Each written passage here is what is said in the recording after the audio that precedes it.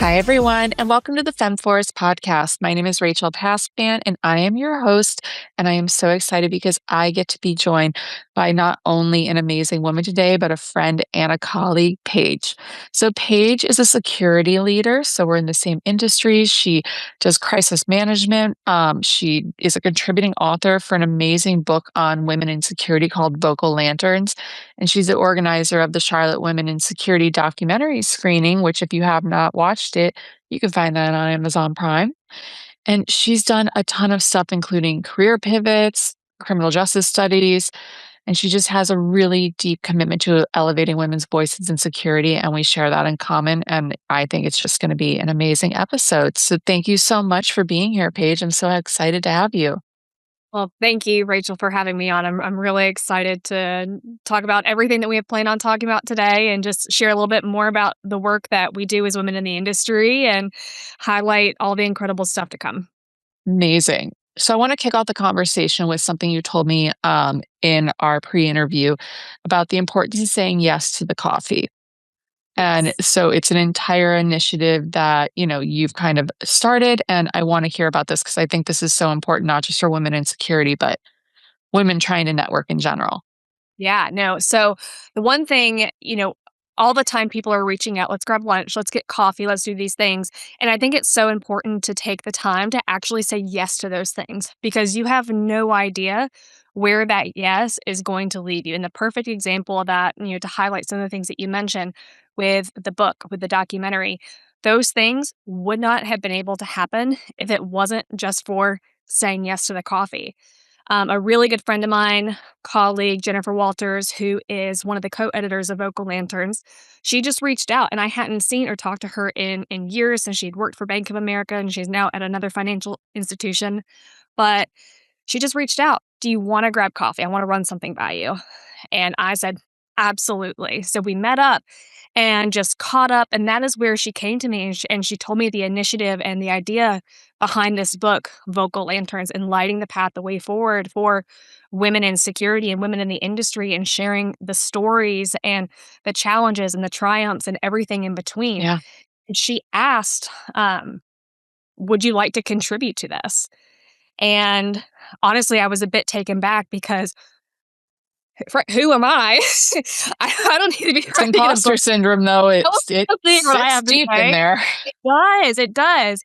And so, I was like, you know what? I need to do this. I need to share kind of this roller coaster of a journey that I've been on, and also some of the highs, and also some of the real challenges that I face as a woman in the industry. But not only as a woman, but someone who I still consider myself fairly young, even though I'm 31, as a young woman in the industry. You are a young woman, trust. And so I jumped onto the opportunity and highlighting things such as, challenges as being, like, the female voice in the room, sometimes the only female voice in the room. The challenges with work-life balance that to me and what the section that I wrote about in the book was it just simply doesn't exist, and it's more about integrating and knowing and highlighting and focusing on what means the most when it matters the most. And so that is kind of the big points that I put in what I wrote. And I'm glad that other people have been able to get some things away from that as well. And it was that really introduced me to a lot of these other big voices in the industry that I've since met for coffee or met for lunch and other people reaching out to me. And that's how I met Richard, who is the executive producer of the Women in Security documentary, was because of a lot of the posts we've been doing about women in security, especially in the Charlotte area, and my involvement as the Women in Security liaison and secretary with ASIS Charlotte. So he reached out wanting to bring this initiative to Charlotte. And so we jumped on that opportunity. I, of course, had to bring in Jennifer into the fold. So she and I and Kara Schlageter and Tia Hopkins, we all kind of came together and worked with Richard to bring this Women in Security documentary to life. But again, all of that was a domino effect of just saying yes to that initial coffee. And we've had so many interactions, and I've had so many interactions since then with people that opportunities would not have been able to come, conversations wouldn't have been able to happen if it wasn't for just taking 20 minutes out of everyone's very busy day just to sit down and enjoy a coffee together and just talk. So I always say yes when I can, and just always encourage everyone to do the same. I think it's so important for women though, because really your networking power is so Yeah.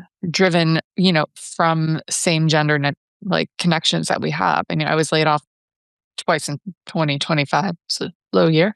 But every woman that I didn't even know that I reached out to, that I would look at the company, I'd be like, all right, is there a woman that works in like secure? I did, I could have been Intel, it could have been physical security, campus, whatever. And I'm just like, hi, do you mind like if we can just do a virtual coffee chat? Like, I just want to learn about your experience at the company. Not one woman said no. And I mean, I applied to 502 jobs the first time. So, like, That's how you and so I many met. women. Yeah, so many women reached out. Like, we're like, absolutely. And I'm like, the girlies are just here for the girls. Like, Yeah, yeah. They're like, "Absolutely, would love to chat, like, I will tell you about my experience," and then I got a lot of references that way or just direct messages to the hiring manager, and I'm like, "Thank you." So, like, I'm always like, "Yes, if you have a question or if I can help you, like, we're yeah. gonna figure this out," because it's just women supporting women, I think is such an underrated power. Yes, it is, and I think too, it's also, it's the women supporting women, but also highlighting and lifting up the men that do as well because they do exist. Yes. We had several of them who did contribute to Vocal Lanterns who I know really, really well, and just having those also men in your corner who's taking it upon themselves to really bring up these women and support them and get their names out there and giving them those opportunities, that's so important too. No, absolutely, I think that the women, like, the men that are doing it, the allies, like, they need to be safeguarded, but for all concerns, Yeah. like, we have to be nice to them.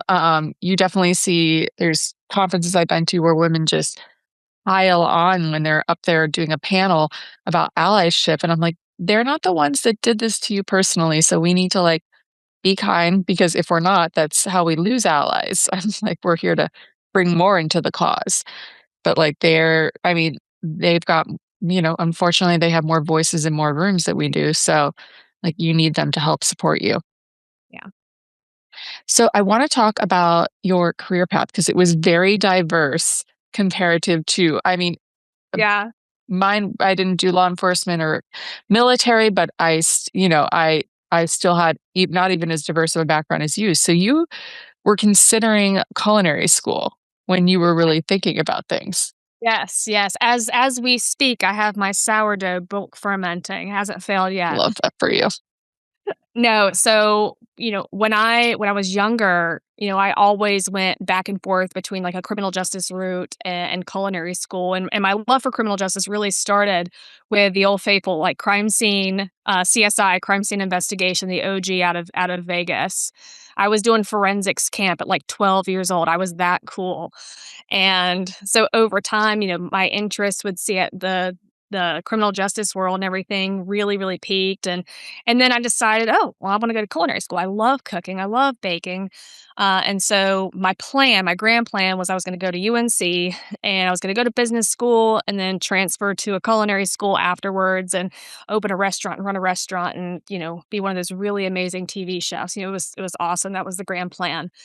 And then I remember it was April 1st, it was April Fool's Day, my senior year of, high school, and my dad calls me and he's like, "You got a letter from UNC, you've been accepted." I'm like, nice April Fool's joke." Not falling for that one, but sent me a photo of it, and I'd gotten into UNC, and it was really interesting because the moment that I had that acceptance, I completely changed my mind. It was Yeah. literally the exact moment, and I'm like, "This doesn't feel right." It was, God was definitely calling me in another direction. It was back to the direction that I'd always had this passion for, and it was criminal justice, and so I turned down UNC, and I had this and I'm like, "Okay, I'm going to ECU, and I'm studying criminal justice." My Love family, this. real proud. So, but no, that's the path I took, and it led me to one opportunity after the next and graduated with a bachelor's in criminal justice. I did my internship with the Northeastern District with the North Carolina State Bureau of Investigation, which was an amazing, amazing opportunity and learned a tremendous amount from the agents there. And then it was after that that I got the opportunity to, and got a job with as a contract employee with the North Carolina Department of Public Safety. And it was their special operations and intelligence unit where you focus on investigations for the prison system. So So cool. Like, it what an was amazing opportunity.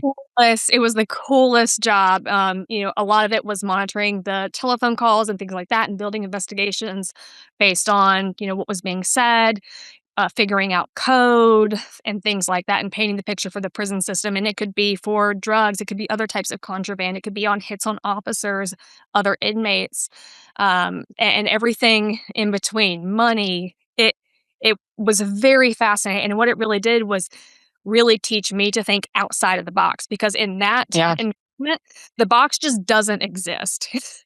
And one of the interesting things 1000%. yeah.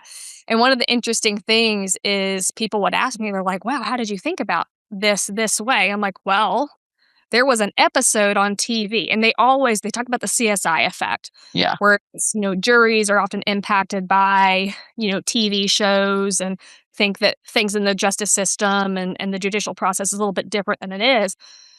But a lot of these criminals are watching the same shows, and they're getting a lot of the same ideas on how to do things. Right? So sometimes you have to put that kind of, silly hat on and it's like, "Well, let's try it this way." And oftentimes it worked, and which Yeah. was funny. What that did is that it gave me that really unique outside the box thinking from investigative experience, which translated into me being able to get a job at Bank of America. So back in 2019, I had been just gotten engaged to my now husband, and we were obviously he had moved down to Charlotte, took a really great opportunity down here, and I said, "Well, looks like I need to find a job in Charlotte." So, was applying to everything in between, and one of the jobs that I applied for was with executive protection at Bank of America, and it was doing, like, protective intelligence investigations.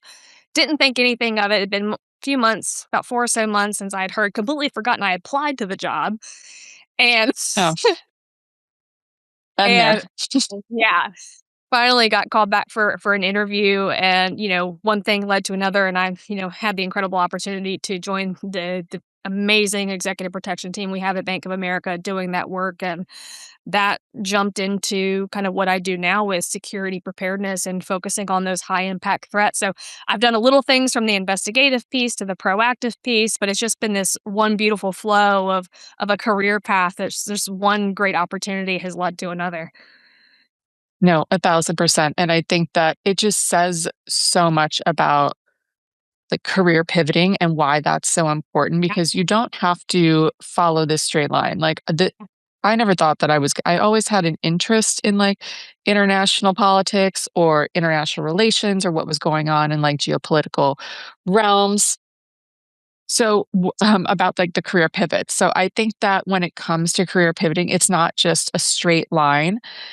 And so many people, like I have girls that I mentor, like young women, and their bosses are like, "Well, what is your 5-year plan?" And they're like, "I don't have a 5-year plan." And I'm like, I hate the 5-year plan.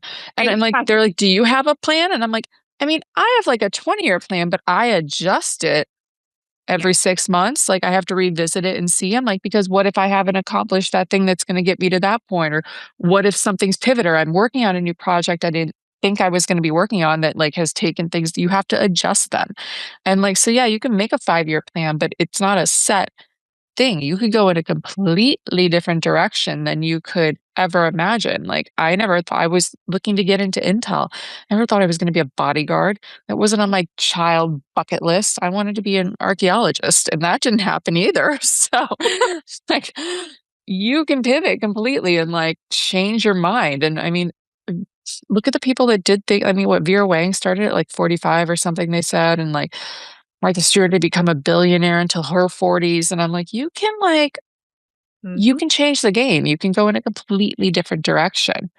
Again, I And always like I to don't say that it's almost like a pinball machine yeah, versus something that goes up and down. Because I know that's a lot of questions that people coming from especially law enforcement and military coming into the corporate world, and in that world, it's very structured. You do this, you get here. You do this, you get here. You do this, you yeah, get here.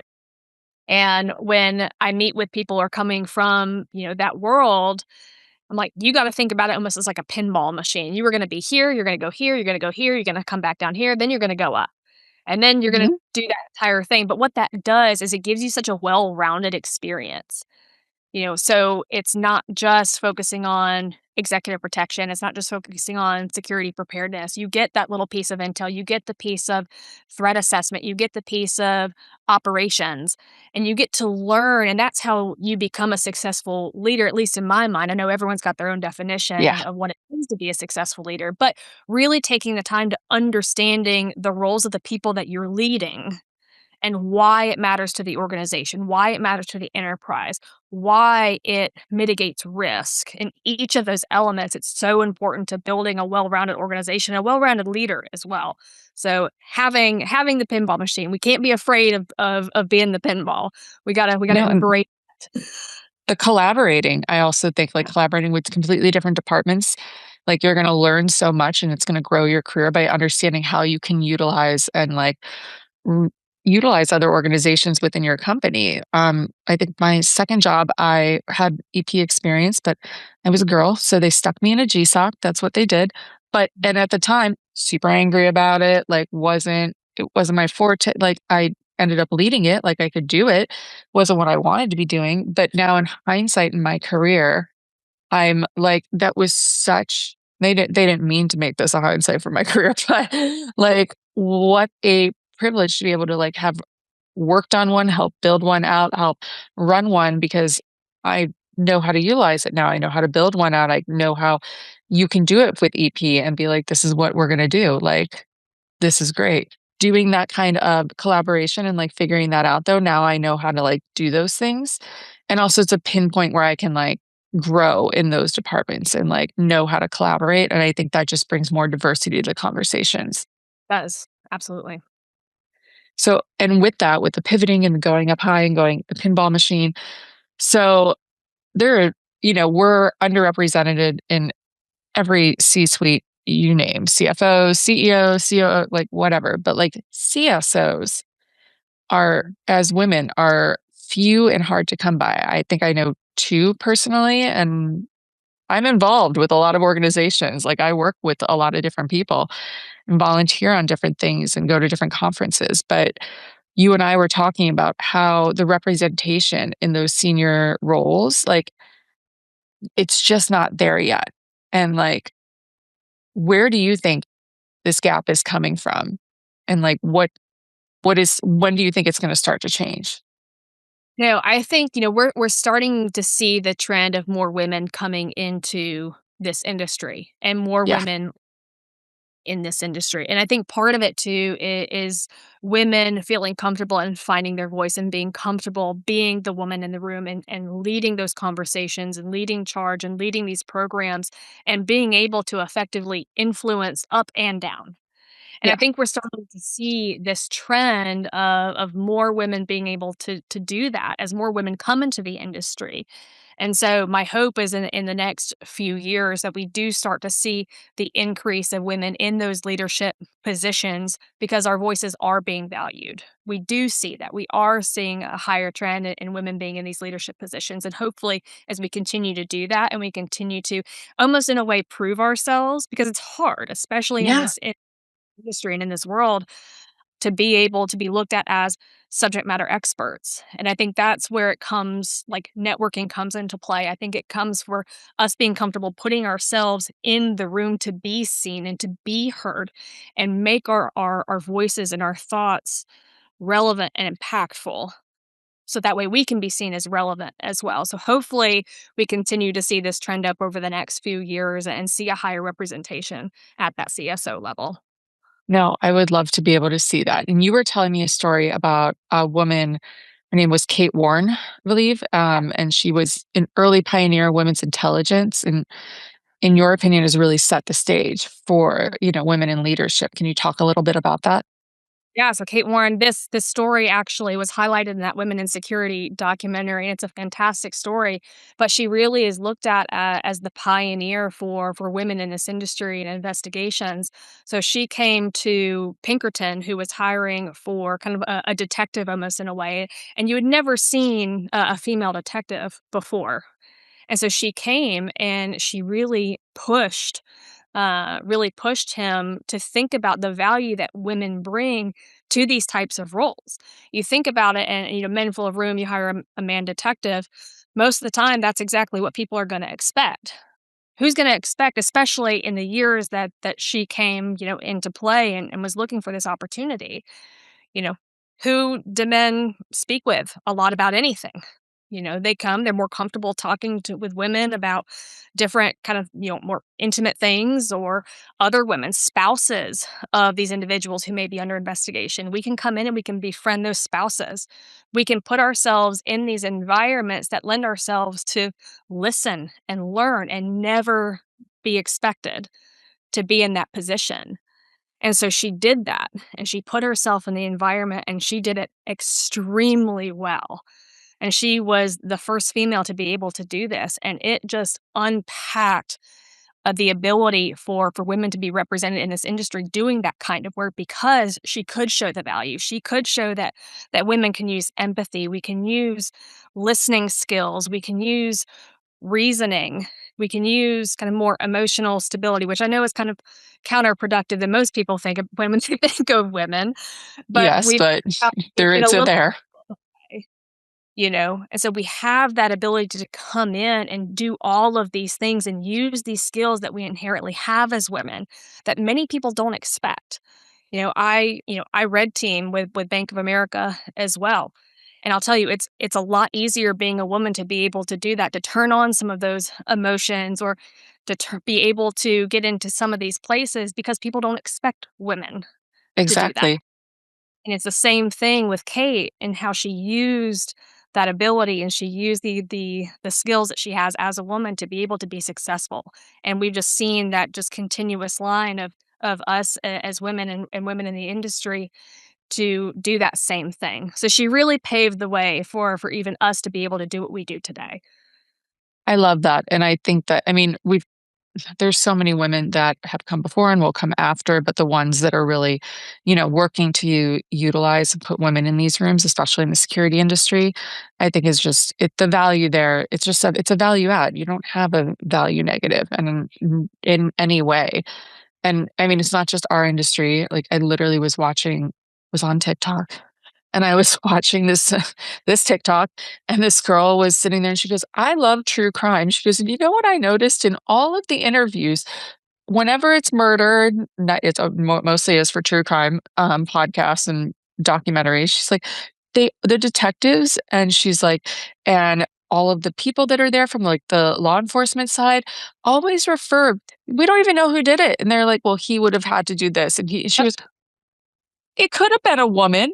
We Yeah. are organized. We could do," like, I was Is dying it because I'm just sitting times? there and I'm like, she goes, "Should we be murdering?" "No." She goes, "But I just for some reason find it very insulting though that you're underestimating."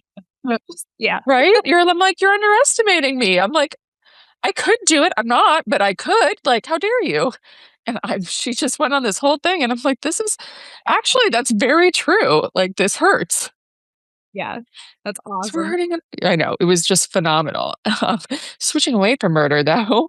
So, I mean, when we're looking to give advice to the younger generation, what do you think that you can tell women, to prepare for how to pursue like these senior security roles? Gosh, I mean, there's a lot of things that you can say, and there's a lot of advice that I would give.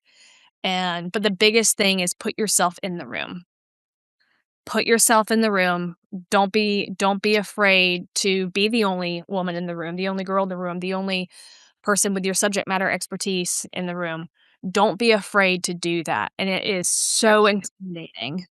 And I know in the Vocal Lanterns book, I one of the segments that I had shared was my experience of being the only woman in a room filled with all men, a lot from, government agencies and executive leaders, and just how intimidating that felt. And so one of the quotes that I'd used in there that I use as kind of a mantra for myself is walk into that room like God sent you there because he did.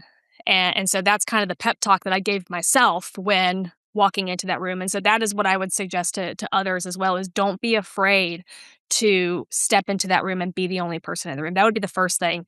The second thing is be a continuous student. always, always, always go to learn everything you can. Connect with other teams, like you said.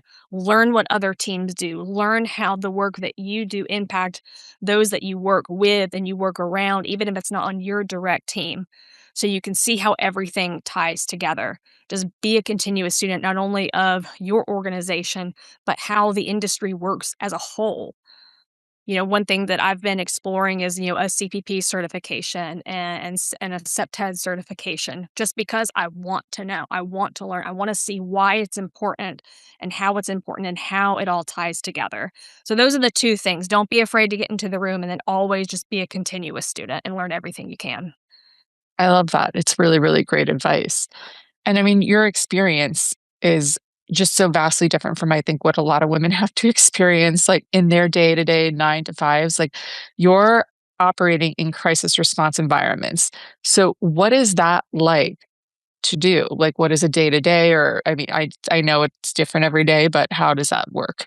Yeah, so the 4 programs that I oversee at Bank of America, has that crisis response element, but a lot of it's got the preparedness element. So a lot of what we do with security preparedness at Bank of America is focus on risk mitigation and proactive readiness. So that for part of that is with our physical security exercise program. So I oversee that program with workshops, tabletops, active assailant drills. So that way we're preparing our security teams for that crisis. So it's the proactive element. And then on the other side of the house is that reactive element. It is that crisis response element. The other 3 programs that I run are our kidnap for ransom program and our hostage response program and our human trafficking program. The kidnap for ransom and the hostage response is where we see a lot of that crisis response because when something like that happens, you have to be ready. You have to know your stuff. You have to know what steps to take, who needs to be communicated with, why they need to be communicated with. And so one, it's confident it's going into the role from a crisis response is you being confident in yourself and knowing you do know what you know and you are the subject matter expert and you are the go-to person because you are the subject matter expert. But it can also be really stressful because you have that weight of feeling of, okay, the response and how we respond to this falls on your shoulders. And Yeah. it's a massive weight to be able to carry. And I don't carry it alone. There's a lot of people within the organization that also carry that weight. But especially as large of an organization as Bank of America is, there is always some crisis, especially with what's going on in the world right now. You think a financial institution, a bank, well, how is the crisis, in the Middle East impacting everything going on for Bank of America? Well, we have people over there. We have Yeah. assets there. We have operations over there. All of these things we have to think about and we have to respond to and we have to prepare for. So from, a mitigation standpoint, we're preparing for all the what ifs of what could happen there and preparing our teams for a response.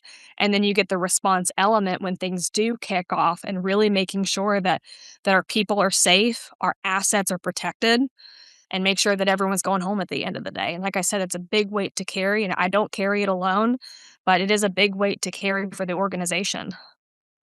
I mean, and I feel like these geopolitical events are just they're reshaping how not only how we're doing things, but how companies are realizing the benefit of security. Like the extremely tragic killing of the UHC CEO. I mean, I got laid off at the right time because the amount of programs that so many companies did not have and realizing the value of if he had an agent with him, if he had EP and Intel file, all of these things, like the risk is, it's there, but it's mitigated a lot more. And so you saw all of these programs popping up in these, I mean, enormous companies, not just like the tech startups and things like that, but these enormous companies that just never had anything in place because they thought, well, it would never happen to me. Like, no one knows who I am.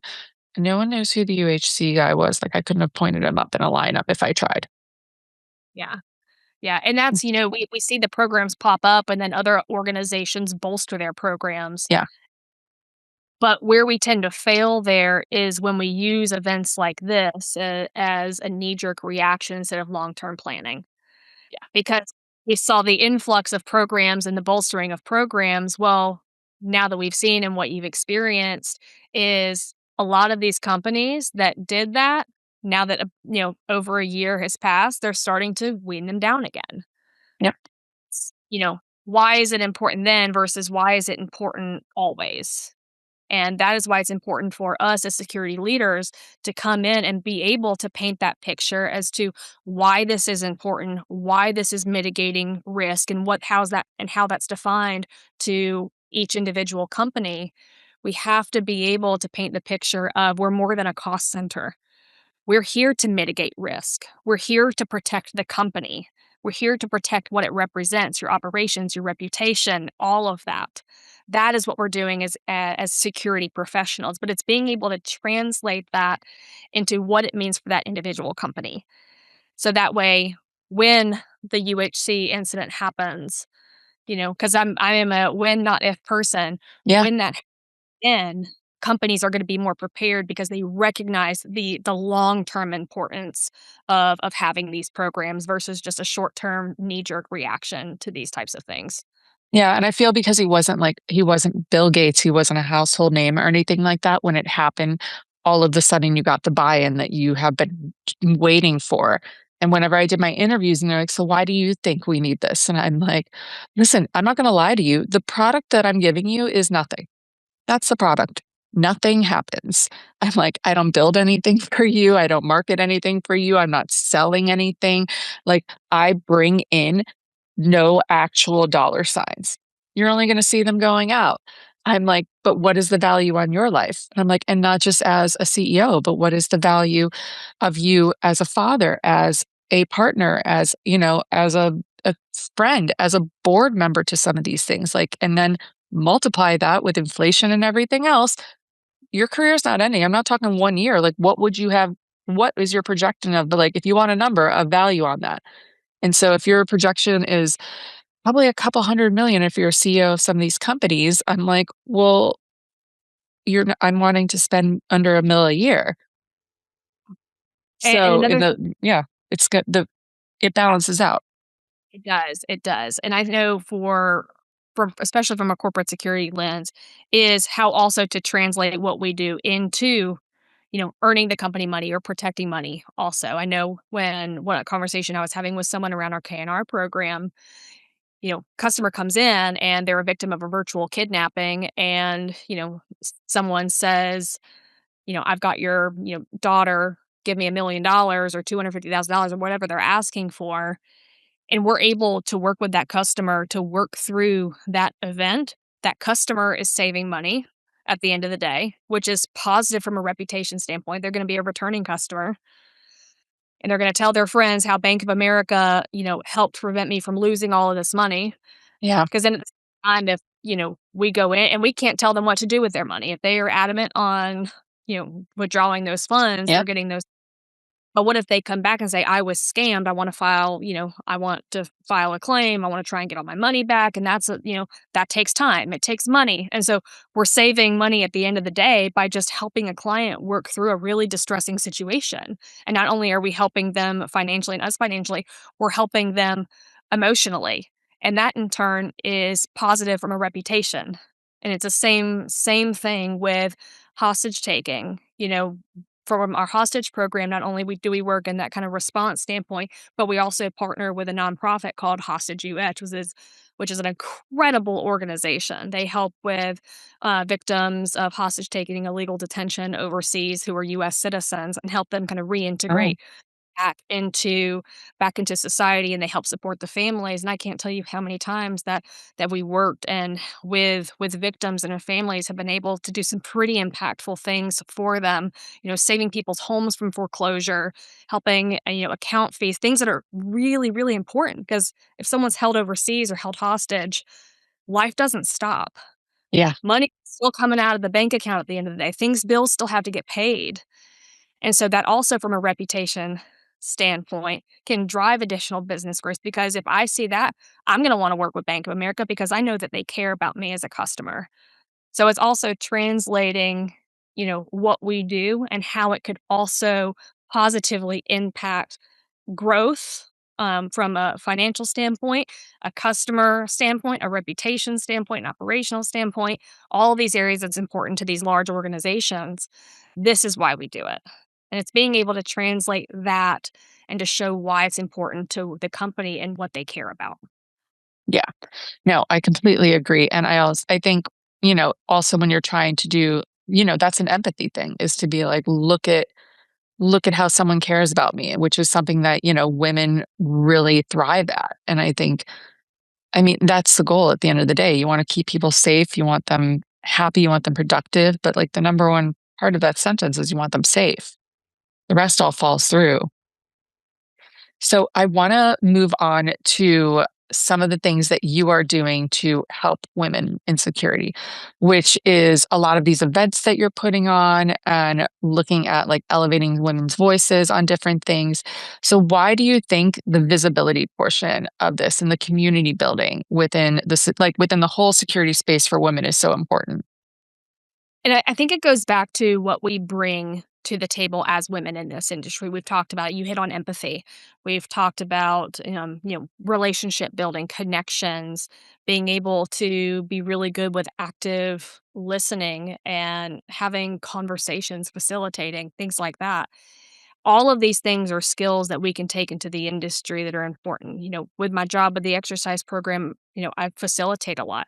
Those are skills that have helped me come to the table in executive level meetings and briefings to effectively communicate to high level leadership programs, impacts, results, crisis, all of these things. And so when we as women are coming to the table, it's really important for us to be able to lift up other women who have these skills because that's how we're going to get seen. That's how we're going to get known as important. That's what how we're going to get invited into the room.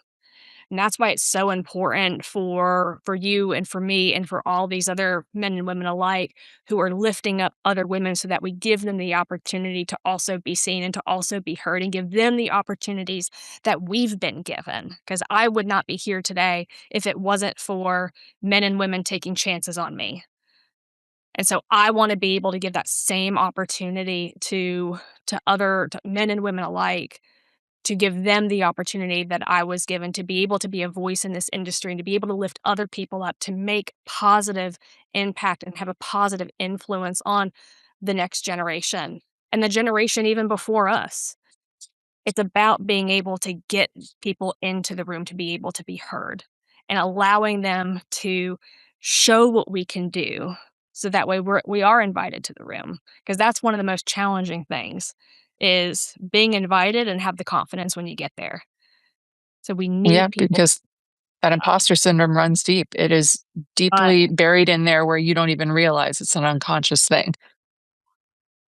yeah. And I totally agree. I was talking to someone yesterday about it and I'm like, listen, we broke the glass ceiling. We did it. We did it. But like, just because you break it, you still have to climb out of it. You need to move the shards of glass away and you need to go. And then once you're up, you need to pull somebody else up.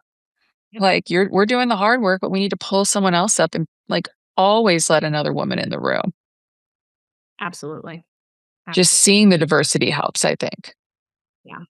Yeah. Yeah, I love that. And to wrap up a little bit here, I wanted to also bring up how people can follow you, learn about the Charlotte documentary screening. I said you guys can find it on Amazon, which you can. Love that. And how can people stay up to date on the women in security events that you are throwing? Yeah.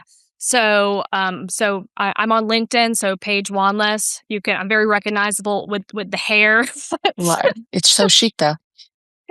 So yeah, encourage anyone who they want, feel free to follow me on LinkedIn. I'm always happy to have a connect, have a phone call, just take 15, 30 minutes, 1 hour to just talk about what each other is doing and why it's impactful to the industry and just learn, at the end of the day.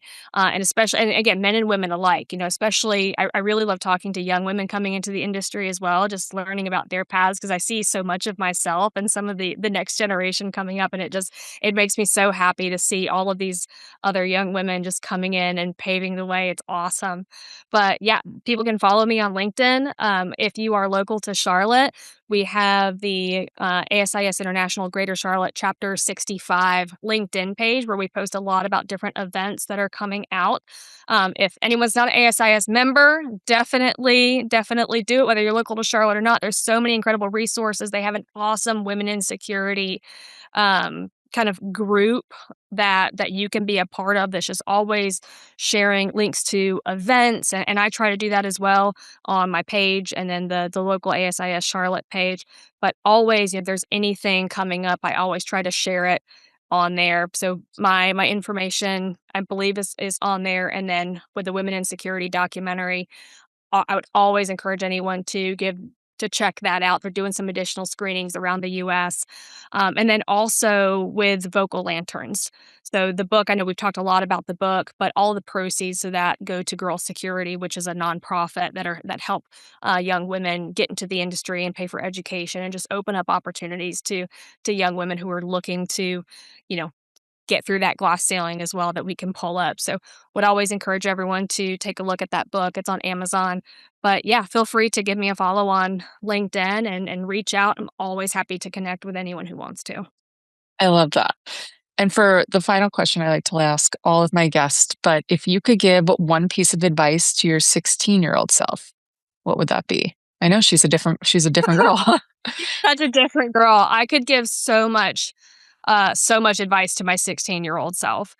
Um, but I think the biggest piece of advice is believe in yourself. And when you get through, you'll get through the hard times, and there is a light on the other side. But believe in yourself and believe that you can do absolutely anything that you put your mind to. Because if you do that, then the opportunities are endless. But always, always believe in yourself. I love that because I mean it's true up till, until we die. Like you gotta believe in yourself. But that's it's such an impressionable age. That's why I love the question. Like and for the women, I'm like, it's a different you're different people. We don't think you are at that age that you're never gonna change and like this is the set path you're on, but like so much changes. So you change, everything changes. And it's especially too, you go through different stages of life, whether Mhm. it's, at 16, you're just starting, you're just learning to drive. You're probably Right? driving illegally, so 1,000 I don't know what you're talking about, Paige. I never did that. It's absolutely that didn't happen.